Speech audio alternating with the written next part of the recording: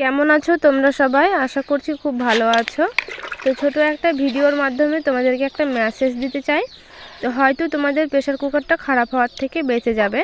এটা আমার pressure cooker বিয়ের সময় দানে পড়েছিল। তো প্রায় 8 বছর হয়ে যাচ্ছে প্রেশার কুকারটার বয়স।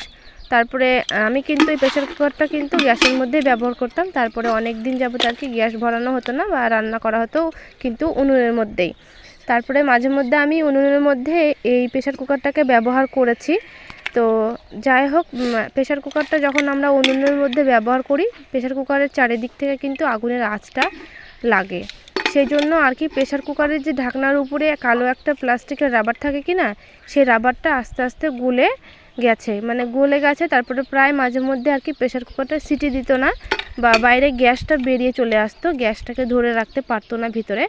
তো যাই হোক, এরকমটা হতো। তো ভাবলাম অনেক সময় আর কি ঠিকঠাকভাবে লাগানো হতো না, সেই জন্য হয়তো। তারপরে প্রেশার কুকার ঠিক করতে আসে বাড়ির উপরে তো একটি কাকু।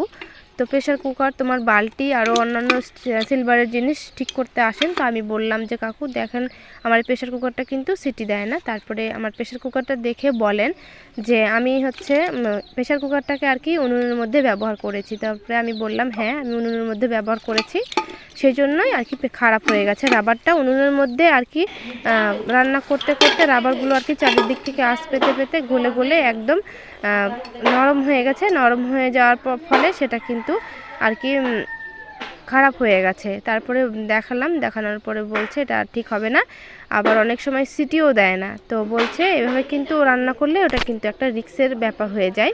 তো আমি বললাম যাই হোক ঠিক করে দেন। তো বললেন ঠিক করলেও এটা কিন্তু মাস দেড়েক ভালো থাকবে, হয়তো 6 মাস ভালো থাকবে, তারপরে কিন্তু আবার খারাপ হয়ে যাবে।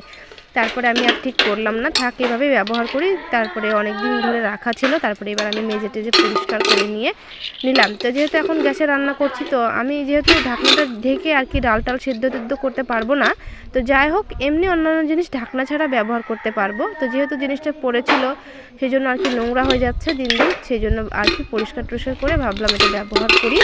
আর ঢাকনা দিয়ে ব্যবহার করা না গেলেও আর কি এমনি খাবার দাবার কিন্তু রাখতে পারবো, ঢাকার জন্য সুবিধা হবে। তো যাই হোক, ভিডিওটা ভালো লাগলে অবশ্যই লাইক কমেন্ট শেয়ার করো। আর টাটা সবাইকে।